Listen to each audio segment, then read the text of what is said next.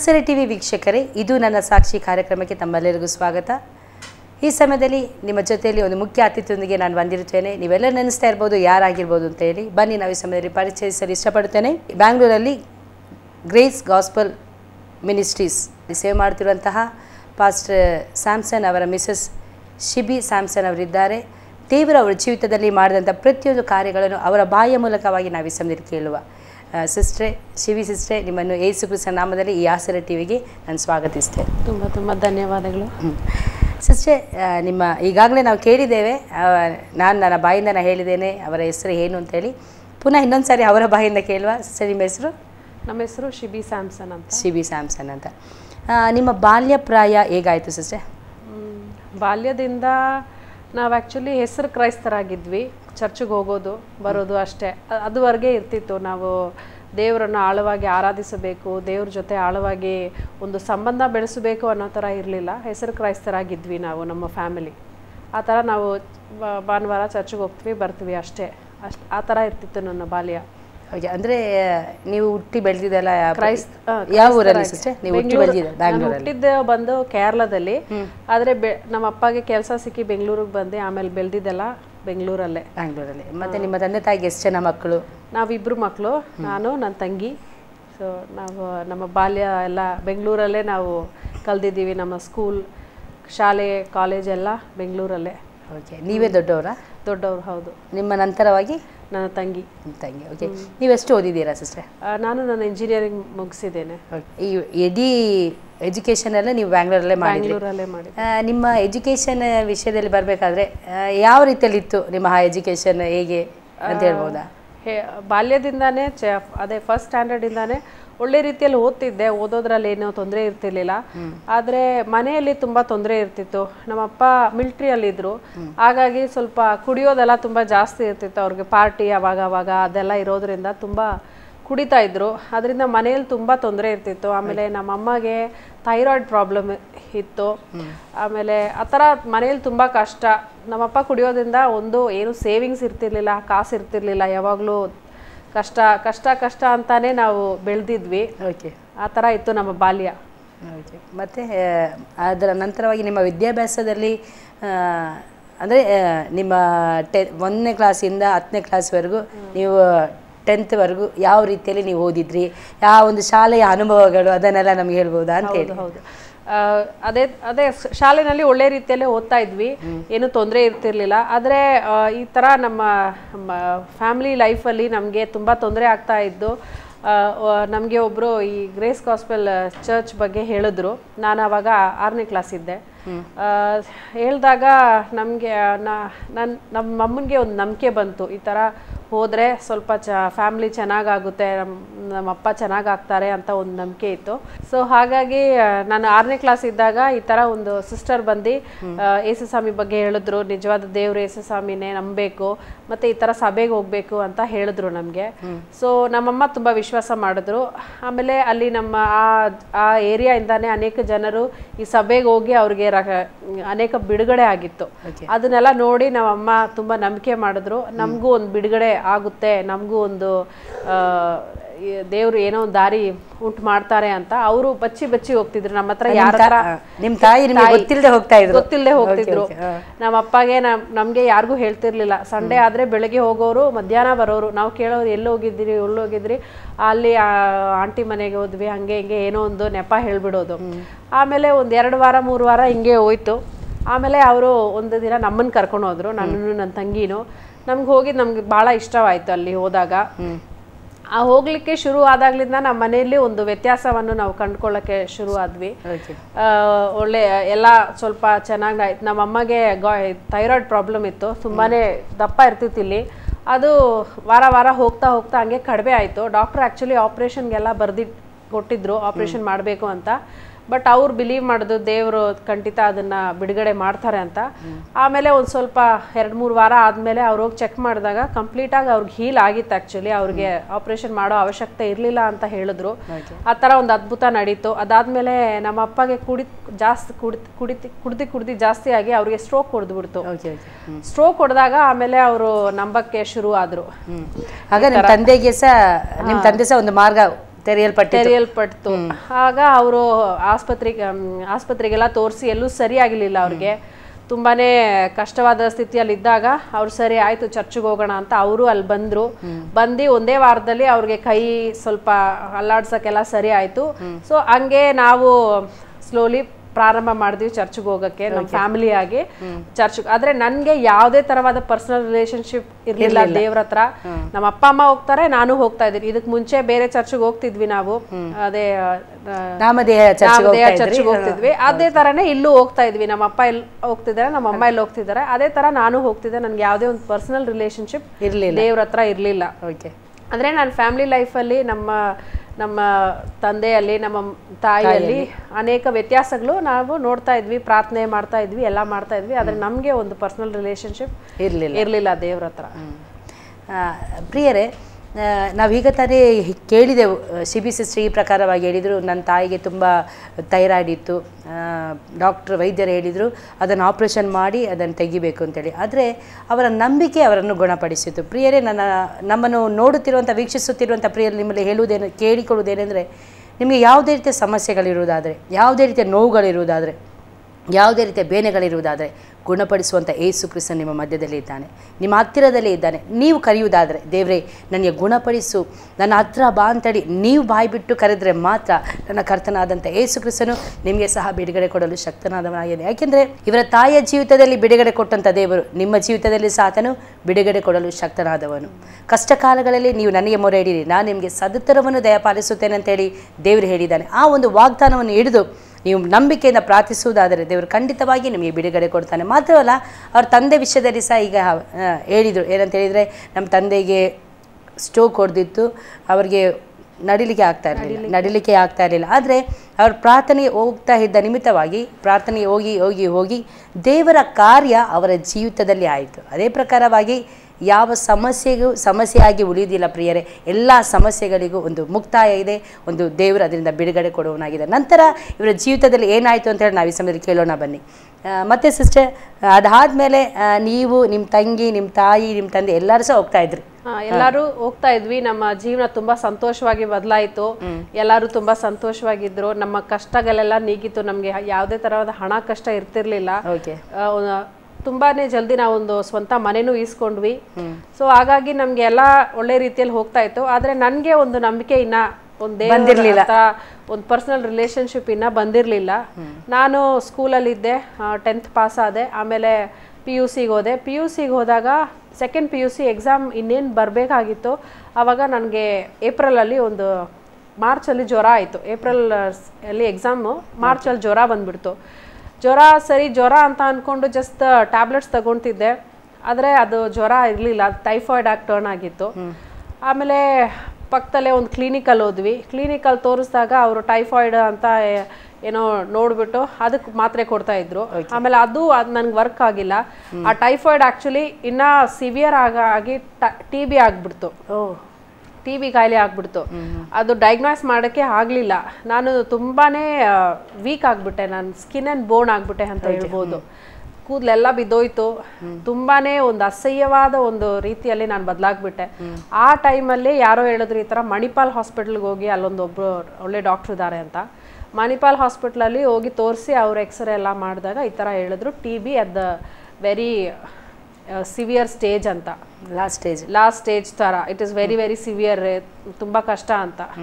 So ನನಗೆ ತುಂಬಾ ಮನಸ್ಸು ಮುರಿದೋಯ್ತು. ಏನು ಮಾಡೋದು ಗೊತ್ತಿಲ್ಲ. ಸೆಕೆಂಡ್ PU ಎಕ್ಸಾಮ್ ಬೇರೆ ಬರೀಬೇಕಾಗಿದೆ. ಯಾವ ಥರ ನಾನು ಬರಿತೀನಿ, ಯಾವ ಥರ ಓದ್ತೀನಿ ಏನೂ ಗೊತ್ತಾಗ್ತಾ ಇಲ್ಲ. ಮನಸ್ಸು ಒಂಥರ ತುಂಬ ಬೇಜಾರಾಯಿತು. ಆದರೆ ನಮ್ಮಮ್ಮ ಯಾವಾಗಲೂ ನನಗೆ ಉತ್ಸಾಹ ಮಾಡೋರು. ಆಚೆ ಕರ್ಕೊಂಡೋಗಿ ವಾಕಿಂಗ್ ಕರ್ಕೊಂಡೋಗಿ ಏನಕ್ಕೂ ಬೇಜಾರು ಮಾಡ್ಕೊಬೇಡ. ಅವ್ರಿಗೊಂದು ಭಯ ಆಯಿತು, ನಾನೇನಾದರೂ ಲೈಫ್ ಎಂಡ್ ಮಾಡಿಬಿಡ್ತೀನಿ, ಈ ಥರ ನನಗೊಂದು ರೋಗ ಬಂದುಬಿಡ್ತು ಅಂತ, I may end my life ಅಂತ ಒಂದು ಭಯ ಬಂದ್ಬಿಡ್ತು ಅವ್ರಿಗೆ. ಸೊ ಅವ್ರು ನನಗೆ ಆಚೆ ಕರ್ಕೊಂಡೋಗಿ ಸ್ವಲ್ಪ ಎನ್ಕರೇಜ್ ಮಾಡೋರು, ಏನು ಭಯ ಪಡಬೇಡ, ದೇವ್ರಿದ್ದಾರೆ, ದೇವ್ರು ಖಂಡಿತ ಗುಣಪಡಿಸ್ತಾರೆ ಅಂತ ಎಲ್ಲ. ಆದರೆ ನನಗೆ ಆ ಒಂದು ನಂಬಿಕೆ ಇನ್ನೂ ಬರಲಿಲ್ಲ ದೇವ್ರ ಮೇಲೆ, ದೇವ್ರು ಮಾಡ್ತಾರೆ ಅಂತ. ಆಮೇಲೆ ಇನ್ನೇನು ಎಕ್ಸಾಮ್ಗೆ ಟೈಮ್ ಆಯಿತು, ಏನು ಮಾಡೋದು ಅಂತ ಗೊತ್ತಾಗ್ತಾ ಇಲ್ಲ. ಸರಿ ಪ್ರಾರ್ಥನೆ ಮಾಡ್ಕೊಂಡು ಎಕ್ಸಾಮ್ ಎಲ್ಲ ಬರೆದೆ, ದೇವ್ರ ಕೈಯಲ್ಲೆಲ್ಲ ಒಪ್ಪಿಸ್ಕೊಂಡು ಬರೆದೆ ಎಕ್ಸಾಮು. ಅಷ್ಟೇನು ಚೆನ್ನಾಗಿ ಬರ್ದಿಲ್ಲ, ನಾನು ಹೆಂಗೆ ಎಕ್ಸ್ಪೆಕ್ಟ್ ಮಾಡ್ದೋ ಆ ಥರ ನಾನು ಬರ್ದಿಲ್ಲ. ಬಟ್ ಸರಿ ಬರೆದ್ಬಿಟ್ಟು ಬಂದೆ. ಆದರೆ ನನ್ನ ಕಾಯಿಲೆ ಇನ್ನೂ ಇತ್ತು, ಬಿಕಾಸ್ ಐ ವಾಸ್ ಅದು ಸಿವಿಯರ್ ಸ್ಟೇಜ್ ಆಗಿದ್ದರಿಂದ ಟ್ಯಾಬ್ಲೆಟ್ಸ್ ತುಂಬಾ ತಿನ್ನಬೇಕಾಗಿತ್ತು ನನಗೆ. ಆ ಟ್ಯಾಬ್ಲೆಟ್ಸ್ ಎಲ್ಲ ಡೈಲಿ 16 ಟ್ಯಾಬ್ಲೆಟ್ಸ್, ನನಗೆ 16 ಟ್ಯಾಬ್ಲೆಟ್ ತಿನ್ನಬೇಕಾಗಿತ್ತು ಡೈಲಿ. ಸೊ ಆ ಟ್ಯಾಬ್ಲೆಟ್ ಎಲ್ಲ ತಿಂದು ಹೀಟ್ ಆಗಿ ನನಗೆ ತುಟಿ ಎಲ್ಲ ಹಂಗೆ ಮುರಿದೋಗಿ ರಕ್ತ ಬರ್ತಾ ಇತ್ತು.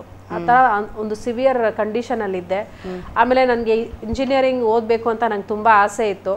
ಆದರೆ ಅದು ನನಗೆ ಮಾಡೋಕ್ಕಾಗುತ್ತಾ ಆಗಲ್ವಾ, ಈ ಕಾಯಿಲೆ ಇಟ್ಕೊಂಡು ಯಾವ ಥರ ನಾನು ಹೋಗಿ ಎಕ್ಸಾಮ್ ಬರೆಯೋದು, CET ಎಕ್ಸಾಮ್ ಬರೆಯೋದು ಯಾವ ಥರ ಅಂತ ತುಂಬಾ ಒಂದು ಭಯ ಇತ್ತು ಎಲ್ಲದರಲ್ಲಿ. ಅದು ಆದರೆ ದೇವ್ರ ಕೃಪೆಯಲ್ಲಿ ನಾನು ಹೋಗಿ ಬರೆದೆ. ಇದೆಲ್ಲ ಬರ್ದು ಈ ಥರ ಇದ್ದೀನಿ. ಆವಾಗ ಒಂದು ಸರಿ ನಮ್ಮಮ್ಮ ಹೇಳಿದ್ರು, ನೀನು ನಂಬಿ ನೀನು ಹೋಗಿ ಪ್ರೇಯರ್ ಮಾಡು, ನೀನು ದೇವ್ರ ಕೈಯಲ್ಲಿ ಎಲ್ಲನೂ ಒಪ್ಪಿಸ್ಕೊಡು, ನಿನ್ನ ಕೈಯಲ್ಲಿ ಮಾಡೋಕ್ಕಾಗುತ್ತೆ, ನಿನ್ನ ಕೈಯಲ್ಲಿ ಎಲ್ಲ ಆಗುತ್ತೆ ಅಂತ ನೀನು ನೆನೆಸ್ಕೊಂಡ್ಬೇಡ, ನೀನು ದೇವ್ರ ಕೈಯಲ್ಲಿ ಬಿಟ್ಕೊಡು ಎಲ್ಲ ಅಂತ ಪ್ರೇಯರ್ ಮಾಡು ಅಂತ. ಅವತ್ತು ಆ ಸಂಡೇ ನಾನು ಚರ್ಚಲ್ಲಿ ಹೋದೆ. ಚರ್ಚಲ್ಲಿ ಹೋಗಿ ನಾನು ಮನಸ್ಸು ಬಿಚ್ಚಿ ನಾನು ಪ್ರಾರ್ಥನೆ ಮಾಡಿದೆ, ದೇವರೇ ನಾನು ಏನೋ ತಪ್ಪು ಮಾಡಿದ್ರು ಕಾಲೇಜ್ ಲೈಫಲ್ಲಿ ಎಲ್ಲರೂ ಮಾಡೋ ಥರ ಎಲ್ಲ ಬಂಕ್ ಹೊಡಿಯೋದು ಹೋಗೋದು ಎಲ್ಲ ಮಾಡಿದ್ದೀನಿ, ಸುಳ್ಳು ಹೇಳೋದು ಮನೆಯಲ್ಲಿ ಆ ಥರ ಎಲ್ಲ. ಸೊ ಅದೆಲ್ಲ ಒಂದು ತಪ್ಪು, ನಾನು ಮಾಡಿರೋ ತಪ್ಪನ್ನೆಲ್ಲ ನೀವು ಕ್ಷಮಿಸ್ಬಿಡಿ, ನಾನು ಇನ್ಮೇಲೆ ನನ್ನ ಜೀವನ ನಿಮಗೆ ಅಂತ ಒಪ್ಪಿಸ್ಕೊಡ್ತೀನಿ ಅಂತ ನಾನು ಅವತ್ತು ನಾನು ಪ್ರಾರ್ಥನೆ ಮಾಡಿದೆ. ಪ್ರಾರ್ಥನೆ ಮಾಡಿದಾಗ ಅವತ್ತು ಆಮೇಲೆ ಹೀಲಿಂಗ್ ಸರ್ವಿಸ್ ನಡೀತಾ ಇತ್ತು ನಮ್ಮ ಚರ್ಚಲ್ಲಿ. ಸೊ ಹೀಲಿಂಗ್ ಸರ್ವಿಸ್ ನಡೀತಾ ಇರೋವಾಗ ಪಾಸ್ಟ್ರು ಎಲ್ಲರಿಗೋಸ್ಕರ ಪ್ರೇಯರ್ ಮಾಡಿದ್ರು. ನಾನು ಹೋದೆ ಆ ಲೈನಲ್ಲಿ ಪ್ರೇಯರ್ ಮಾಡೋಕ್ಕೋಸ್ಕರ. ಅವತ್ತು ನಮ್ಮ ಪಾಸ್ಟ್ರು ನನ್ನ ತಲೆ ಮೇಲೆ ಕೈ ಪ್ರಾರ್ಥನೆ ಮಾಡಿದಾಗ ನನ್ನ ಮೈಯೆಲ್ಲ ಒಂದು ಎಲೆಕ್ಟ್ರಿಕ್ ಶಾಕ್ ಥರ ನನಗೆ ಫೀಲ್ ಆಯಿತು. ನಾನು ಹಂಗೆ ಬಿದ್ದುಬಿಟ್ಟೆ, ನನಗೆ ಏನಾಯ್ತು ಅಂತ ಗೊತ್ತಿಲ್ಲ. ಆಮೇಲೆ ಎಲ್ಲ ಎತ್ಕೊಂಬಂದು ಹಿಂದ್ಗಡೆ ಕೂರಿಸಿದ್ರು. ಆಮೇಲೆ ಸಾಯಂಕಾಲ ಆ್ಯಸ್ ಯೂಶ್ವಲ್ ಮನೆಗೆ ಹೋದ್ವಿ. ಮನೆಗೆ ಹೋದ್ಮೇಲೆ ಒಂಥರ ಒಂದು ಮನಸ್ಸಲ್ಲಿ ಒಂದು ಸಂತೋಷ ಆಯಿತು, ಒಂದು ರಿಲೀಫ್ ಇತ್ತು, ಒಂದು ನೆಮ್ಮದಿ ಥರ ಇತ್ತು.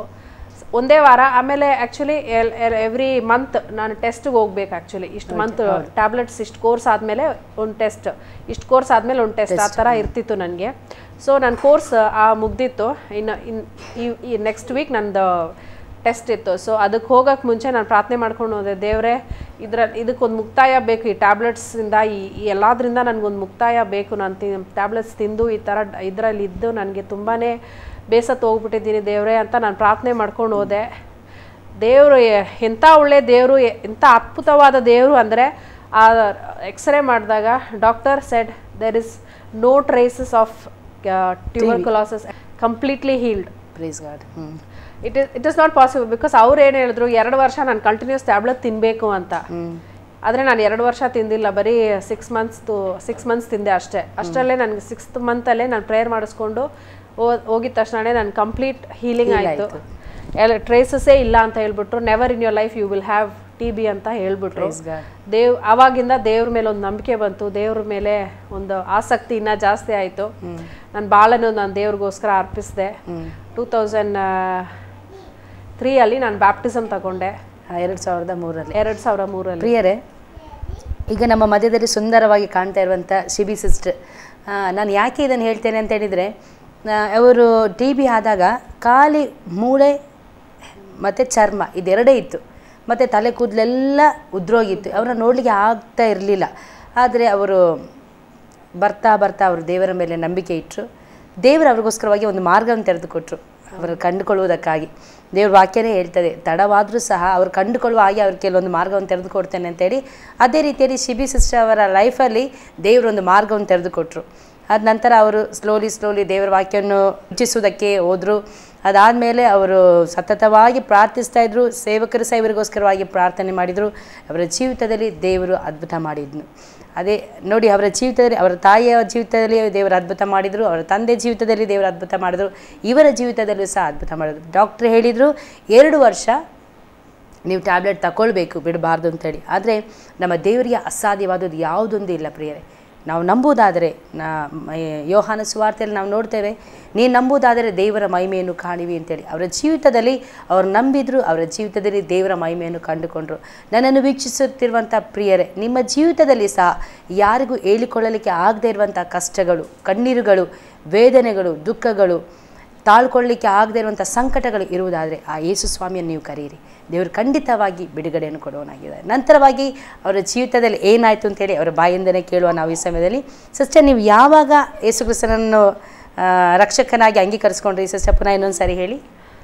ಇದು ಈ ಈ ಥರ ನನಗೆ ಕಾಯಿಲೆಯಿಂದ ಬಿಡಿಸಿದ ತಕ್ಷಣವೇ ಆಮೇಲೆ ನನಗೆ ಇಂಜಿನಿಯರಿಂಗ್ ಸೀಟ್ ಸಿಕ್ಬಿಡ್ತು. ಅದು ಒಂದು ಅದ್ಭುತ. ನಾನು ಆ್ಯಕ್ಚುಲಿ ನನ್ನ ಎಕ್ಸಾಮ್ ಚೆನ್ನಾಗಿ ಬರೀಲಿಲ್ಲ, ಪ್ಲಸ್ CET ಎಕ್ಸಾಮ್ ಕೂಡ ಚೆನ್ನಾಗಿ ಬರೀಲಿಲ್ಲ. ನನಗೆ ಸೀಟ್ ಸಿಗುತ್ತಾ ಅಂತ ತುಂಬ ಡೌಟಲ್ಲಿದ್ದೆ. ಬಟ್ ದೇವ್ರು ನನಗೆ ಒಂದು ಒಳ್ಳೆ ಸೀಟ್ ಕೊಟ್ಟರು, ಒಳ್ಳೆ ಕಾಲೇಜಲ್ಲಿ, ಕೋರಮಂಗಲನಲ್ಲಿ. ಆ ಕಾಲೇಜಲ್ಲಿ ಓದಿ ನಾನು ಇಂಜಿನಿಯರಿಂಗ್ ಮುಗಿಸಿದ್ದೆ. ಸೊ ದೇವ್ರು ಅದೆಲ್ಲ ಇಂಜಿನಿಯರಿಂಗ್ ಸೀಟ್ ಸಿಕ್ಕಿದ ತಕ್ಷಣವೇ ನನಗೆ ಫುಲ್ ನಂಬಿಕೆ ಆಗ್ಬಿಡ್ತು, ದೇವರು ನನ್ನ ಜೊತೆ ಇದ್ದಾರೆ, ದೇವ್ರು ನನಗೋಸ್ಕರ ಅದ್ಭುತ ಮಾಡ್ತಾ ಇದ್ದಾರೆ ಅಂತ. ಆ ಒಂದು ನಂಬಿಕೆಯಲ್ಲಿ ನಾನು ನನ್ನ ಜೀವನವನ್ನು ಅರ್ಪಿಸಿ ರಕ್ಷಣೆ ಮಾರ್ಗದನ್ನು ಸ್ವೀಕರಿಸಿ ನಾನು ಬ್ಯಾಪ್ಟಿಸಮ್ ತಗೊಂಡೆ 2003ನೇ ಇಸ್ವಿಯಲ್ಲಿ. 2003ರಲ್ಲಿ ದೀಕ್ಷಾಸ್ನಾನ ತಗೊಂಡೆ. ಆಮೇಲೆ ನಾನು 4 ವರ್ಷ ನಾನು ಇಂಜಿನಿಯರಿಂಗ್ ಮುಗಿಸಿದೆ, ಸಕ್ಸಸ್ಫುಲ್ ಆಗಿ ಇಂಜಿನಿಯರಿಂಗ್ ಮುಗಿಸಿ. ಆಮೇಲೆ ನಾನು 3 ವರ್ಷ ಕೆಲ್ಸಕ್ಕೆ ಹೋಗ್ತಿದ್ದೆ, 3-4 ವರ್ಷ ಆಲ್ಮೋಸ್ಟ್ ಕೆಲ್ಸಕ್ಕೆ ಹೋಗ್ತಿದ್ದೆ. ಕೆಲ್ಸಕ್ಕೆ ಹೋಗಿ ಅದಾದಮೇಲೆ ಮನೆಯಲ್ಲಿ ಮದುವೆ ಬಗ್ಗೆ ಎಲ್ಲ ಮಾತಾಡೋಕ್ಕೆ ಶುರು ಮಾಡಿದಾಗ ಇವ್ರ ಬಗ್ಗೆ ಮೈಂಡಲ್ಲಿ ಇತ್ತು. ಮನೇಲಿ ಮಾತಾಡಿ ಮದುವೆನೂ ಆಯಿತು. Praise God. ಸಿಸ್ಟರ್, ಈಗ ರಕ್ಷಣೆ ಆದಮೇಲೆ ನಿಮ್ಮ ಜೀವಿತವನ್ನು ನೀವು ಯೇಸು ಸ್ವಾಮಿ ನೀವು ಸಂಪೂರ್ಣವಾಗಿ ಒಪ್ಪಿಸಿಕೊಟ್ರಿ ಅಂತ ಹೇಳಿದ್ರಿ. ಈ ಯೇಸು ಸ್ವಾಮಿಗೆ ನಿಮ್ಮ ಜೀವಿತವನ್ನು ಒಪ್ಪಿಸಿಕೊಟ್ಟ ನಂತರವಾಗಿ ನಿಮ್ಮ ಜೀವಿತದಲ್ಲಿ ಯಾವ ರೀತಿಯಲ್ಲಿ ಬದಲಾವಣೆ ಆಯಿತು, ಹೇಗೆ ನಿಮ್ಮನ್ನು ದೇವರು ನಡೆಸಿದ್ರು ಅಂತ ಹೇಳಿ ನೀವು ಹೇಳ್ಬೋದಾ? ಹೌದು, ನನ್ನ ರಕ್ಷಣೆ ಹೊಂದ್ಮೇಲೆ ನನ್ನ ಜೀವನದಲ್ಲಿ ಏನೇ ನಾನು ಮಾಡಿದ್ರು ದೇವ್ರು ನನಗೊಂದು ಜಯ ಕೊಡ್ತಿದ್ರು ಎಲ್ಲದರಲ್ಲಿ. ನಾನು ಎಲ್ಲಿ ಹೋದರೂ ನನಗೆ ಒಂದು ನಾಚಿಕೆ ಪಟ್ಟು ಹೋಗೋ ಥರ ನನಗೆ ಇರ್ತಿರ್ಲಿಲ್ಲ. ನಮ್ಮಮ್ಮ ಯಾವಾಗಲೂ ಹೇಳೋರು, ನಾನು ಇಬ್ಬರು ಹೆಣ್ಮಕ್ಳು ಅಂತ ಎಲ್ಲರೂ ತುಂಬ ಕೇವಲವಾಗಿ ಹೇಳೋರು ಅಂತ. ಆದರೆ ನಾನು ಗಂಡು ಮಕ್ಳ ಥರ ಇವ್ರನ್ನ ಸಾಕಿದ್ದೀನಿ ಅಂತ. ಅದೇ ಥರನೇ ದೇವರು ನಮ್ಮನ್ನ ಗಂಡು ಮಕ್ಳ ಥರನೇ ಎಲ್ಲರ ಮುಂದೆ ಒಳ್ಳೆ ರೀತಿಯಲ್ಲಿ ಜೀವನ ಮಾಡೋ ಥರ ನನ್ನ ತಂಗಿನೂ ಆಗಲಿ ನಾನೂ ಆಗಲಿ ಒಳ್ಳೆ ರೀತಿಯಲ್ಲೇ ನಾವು ಮುಂದಕ್ಕೆ ಹೋದ್ವಿ. ಅವಳು ರಕ್ಷಣೆ ಹೊಂದ್ಲು, ಅವಳು ದೇವ್ರನ್ನ ಅಂಗೀಕರಿಸಿದ್ಲು ಒಳ್ಳೆ ರೀತಿಯಲ್ಲಿ. ಆಮೇಲೆ ಎಲ್ಲ ದೇವರು ನಮಗೆ ಎಲ್ಲ ಒಂದು ಅದ್ಭುತನೇ ಅಂತ ಹೇಳ್ಬೋದು. ಅಂದರೆ ದೇವ್ರ ವಾಕ್ಯ ಹೇಳ್ತದೆ ನೋಡಿ, ದೇವರ ಹೆಸರಿನಲ್ಲಿ ನಾವು ಯಾವುದಕ್ಕೆಲ್ಲ ಕೈ ಹಾಕ್ತೇವೋ ಆ ಎಲ್ಲ ಕೆಲಸದಲ್ಲಿ ಆತನ ಸಫಲತೆಯನ್ನು ಕೊಡ್ತಾನೆ ಅಂತ ಹೇಳಿ. ಅದೇ ಪ್ರಕಾರವಾಗಿ ನಿಮ್ಮ ಜೀವಿತದಲ್ಲಿ ಯೇಸು ಸ್ವಾಮಿಯ ಕುರಿತಾಗಿ ನೀವು ನಂಬಿಕೆ ನಿಮ್ಮ ಹೃದಯದಲ್ಲಿ ನಂಬಿ ನೀವು ಯಾವುದಕ್ಕೆಲ್ಲ ಕೈ ಹಾಕಿದ್ರಿ ಆ ಎಲ್ಲ ಕಾರ್ಯದಲ್ಲಿ ದೇವರು ನಿಮಗೆ ಮಾರ್ಗವನ್ನು ತೆರೆದುಕೊಟ್ಟಿದ್ದಾರೆ. ನಂತರವಾಗಿ ನಿಮ್ಮ ಮದುವೆ ಇದು ಸ್ಟಡಿ ಆಯಿತು, ಸ್ಟಡಿ ಆದಮೇಲೆ ಮದುವೆ ಆಯಿತು. ಮದುವೆ ಆದಮೇಲೆ ನೀವು ಯಾವ ರೀತಿಯಲ್ಲಿ? ಮದುವೆ ಆದಮೇಲೆ ಅದೇ ಮದುವೆಗೆ ಮುಂಚೆವರೆಗೂ ದೇವ್ರ ಸೇವಕನನ್ನೇ ಮದುವೆ ಮಾಡಬೇಕು ಅಂತ ಒಂದು ಆಸೆ ಇತ್ತು. ಯಾವಾಗಲೂ ದೇವ್ರ ಸೇವೆ ಮಾಡಬೇಕು, ದೇವ್ರಿಗೋಸ್ಕರ ಏನಾದರೂ ಮಾಡಬೇಕಂತ ತುಂಬಾ ಯುವಕಿಯಿಂದಾನೇ ಯೂತ್ ಟೈಮಿಂದಾನೇ ಇತ್ತು ಮನಸ್ಸಲ್ಲಿ. ಸೊ ದೇವ್ರು ಈ ಥರ ಒಂದು ಸೇವಕ ಹಸ್ಬೆಂಡ್ ಕೊಟ್ಟಿದ್ದಕ್ಕಾಗಿ ದೇವ್ರಿಗೆ ಕೋಟಿ ಸ್ತೋತ್ರ. ಇವಾಗ ಅವ್ರ ಜೊತೆ ಸೇವೆನಲ್ಲಿ ಹೆಲ್ಪ್ ಮಾಡ್ತಾ ಇದ್ದೀನಿ, ಅವ್ರ ಜೊತೆ ಕೈ ಸೇರಿ ಕೆಲಸ ಮಾಡ್ತಾ ಇದ್ದೀವಿ. ಓಕೆ ಪ್ರಿಯರೇ, ಈ ಸಮಯದಲ್ಲಿ ಸಿಸ್ಟರ್ ಹೇಳಿದ ಪ್ರಕಾರವಾಗಿ ದೇವರಾಗಿ ಹೇಳ್ತದೆ, ಬೇಡಿಕೊಳ್ಳಿರಿ ನಿಮಗೆ ಸಿಗುವುದು, ತಟ್ಟಿರಿ ತೆರೆಯಲಾಗುವುದು, ಹುಡುಕಿರಿ ನಿಮಗೆ ಸಿಗುವುದು ಅಂತ ಹೇಳಿ ದೇವರ ವಾಕ್ಯದಲ್ಲಿ ಹೇಳಿದ ಪ್ರಕಾರವಾಗಿ ಸಿಸ್ಟರ್ ಹೇಳಿದರು, ನನಗೆ ಸೇವಕರನ್ನೇ ಮದುವೆ ಆಗಬೇಕು, ಸೇವೆ ಮಾಡಬೇಕು ಅಂತ ಹೇಳಿ ಆಸೆ ಇತ್ತು. ಅದೇ ಪ್ರಕಾರವಾಗಿ ದೇವರು ನನಗೆ ಕಾರ್ಯಗಳನ್ನು ಮಾಡಿದರು ಅಂತೇಳಿ. ಪ್ರಿಯರೇ, ನಮ್ಮ ಯೋಚನೆಗಳಾಗಲಿ, ನಮ್ಮ ಜ್ಞಾನಗಳಾಗಲಿ, ನಮ್ಮ ಬಲಗಳಾಗಲಿ ಇದಕ್ಕೆ ಯಾವುದೇ ರೀತಿಯ ಪ್ರಯೋಜನ ಆಗುವುದಿಲ್ಲ. ದೇವರ ವಾಕ್ಯ ಹೇಳ್ತದೆ, ನಿನ್ನ ಎಲ್ಲ ಮಾರ್ಗದಲ್ಲಿ ದೇವರಿಗೆ ನೀನು ವಿಧೇಯರಾಗಿರು, ಆಗ ಆತನು ನಿನ್ನ ಎಲ್ಲ ಮಾರ್ಗಗಳನ್ನು ಸರಾಗ ಮಾಡ್ತಾನೆ ಅಂತೇಳಿ ಸಿಸ್ಟರ್ ಶಿಬಿ ಅವರು ಅವರ ಜೀವಿತವನ್ನೇ ಸಂಪೂರ್ಣವಾಗಿ ದೇವರಿಗೆ ಒಪ್ಪಿಸಿದ ನಿಮಿತ್ತವಾಗಿ ದೇವರು ಪ್ರತಿಯೊಂದು ರೀತಿಯಲ್ಲಿ ಸಹ ಅವರಿಗೆ ಮಾರ್ಗಗಳನ್ನು ತೆರೆದುಕೊಟ್ಟಿದ್ದಾನೆ. ಮಾತ್ರವಲ್ಲ, ಅವರಿಗೆ ಒಳ್ಳೆಯ ಕುಟುಂಬ ಜೀವಿತವನ್ನು ಸಹ ಕೊಟ್ಟಿರ್ತಾರೆ. ಈ ಸಮಯದಲ್ಲಿ ಅವರು ಇಲ್ಲಿ ಕುಳಿತುಕೊಂಡಿರ್ಬೇಕಾದ್ರೆ ಅವ್ರು ಹೇಳಿದರು, ನಾನು ಸೇವಕರ ಜೊತೆಯಲ್ಲಿ ಕೈ ಜೋಡಿಸಿ ಅವರ ಜೊತೆಯಲ್ಲಿ ನಾನು ಸೇವೆ ಮಾಡ್ತಾ ಇದ್ದೀನಿ ಅಂತೇಳಿ. ಯಾರು ಇರ್ಬೋದು ಏನು ಅಂತೇಳಿ ನೀವು ಯೋಚನೆ ಮಾಡ್ತಾ ಇರ್ಬೋದು. ಸಿಸ್ಟರ್, ನಿಮ್ಮ ಹಸ್ಬೆಂಡ್ ಮತ್ತು ಯಾವ ಸೇವೆಯಲ್ಲಿ ನೀವು ಪಾಲ್ ಆಗ್ತಾ ಇದ್ದೀರಾ ಅದನ್ನು ದಯವಿಟ್ಟು ಹೇಳಿ ಸಿಸ್ಟರ್. ನಾವು ಬೆಂಗಳೂರಲ್ಲಿ ಗ್ರೇಸ್ ಗಾಸ್ಪೆಲ್ ಚರ್ಚ್ ಅಲ್ಲಿ ನಮ್ಮ ಹಸ್ಬೆಂಡ್ ಪಾಸ್ಟರ್ ಆಗಿದ್ದಾರೆ. ಅವ್ರ ಜೊತೆ ನಾವು ಸೇವೆ ಮಾಡ್ತಾ ಇದ್ದೀವಿ. ನಮ್ಮ ಚರ್ಚಲ್ಲಿ ಸುಮಾರು 5,000 ಇಂದ 6,000 ಜನ ಬರ್ತಾ ಇದ್ದಾರೆ. ಸೊ ಎಲ್ಲ ಸಂಡೇ ಎಲ್ಲ ಭಾನುವಾರ ನನಗೆ 5 ಆರಾಧನೆ ಇದೆ, ಒಂದು ಹೀಲಿಂಗ್ ಸರ್ವಿಸ್ ಇದೆ. ಸೊ ಬೆಳಗ್ಗೆ 7 ಗಂಟೆಯಿಂದ ನಮಗೆ ಸರ್ವಿಸ್ ಸ್ಟಾರ್ಟ್ ಆಗುತ್ತೆ, 7 ಗಂಟೆಯಿಂದ ರಾತ್ರಿ 10 ಗಂಟೆವರೆಗೂ ಸರ್ವಿಸ್ ಇದೆ. ಸೊ ಫುಲ್ ನಿಮ್ಮನ್ನೇ ನೀವು ಸೇವೆಗೋಸ್ಕರವಾಗಿ ಬಿಸಿ ಮಾಡಿಟ್ಕೊಂಡಿದ್ದೀರಾ? ಹೌದು. ಓಕೆ. ಮತ್ತು ಅದಾದಮೇಲೆ ನಿಮಗೆ ಯಾವ ರೀತಿಯಲ್ಲಿ ದೇವ್ರ ಮಿರಾಕಲ್ ಮಾಡಿದ್ರು ಸಿಸ್ಟರ್ ನಿಮ್ಮ ಲೈಫಲ್ಲಿ ಮದುವೆ ಆದಮೇಲೆ?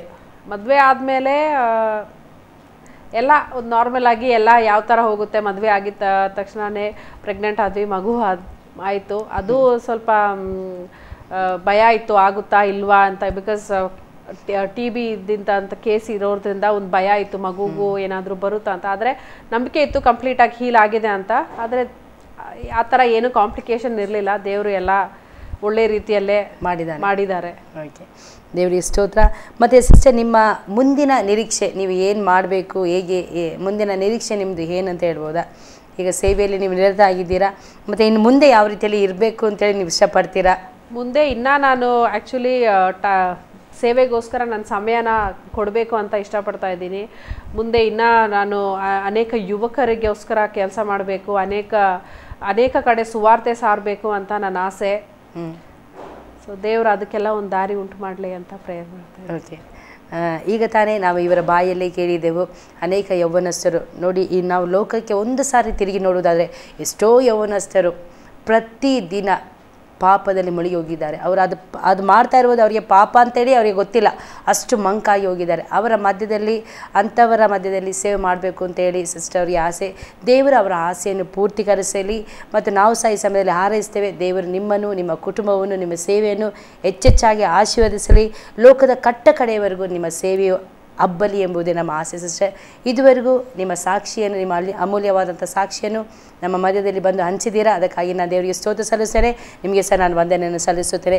ಆಸರೆ ಟಿವಿಯ ಪರವಾಗಿ ನಾನು ನಿಮಗೆ ವಂದನೆಯನ್ನು ಸಲ್ಲಿಸುತ್ತೇನೆ. ಇಲ್ಲಿಯವರೆಗೂ ಇದು ನನ್ನ ಸಾಕ್ಷಿ ಕಾರ್ಯಕ್ರಮವನ್ನು ನೀವು ವೀಕ್ಷಿಸುತ್ತಾ ಇದ್ರಿ. ಇನ್ನು ಮುಂದೆ ಇನ್ನೂ ಒಂದು ಸಂಚಿಕೆಯಲ್ಲಿ ನಾನು ನಿಮ್ಮ ಜೊತೆಯಲ್ಲಿ ಬರಲಿಕ್ಕಿದ್ದೇನೆ. ಅಲ್ಲಿಯವರೆಗೂ ನಿಮ್ಮ ನೆಚ್ಚಿನ ಆಸರೆ ಟಿವಿಯನ್ನು ವೀಕ್ಷಿಸ್ತಾ ಇರಿ.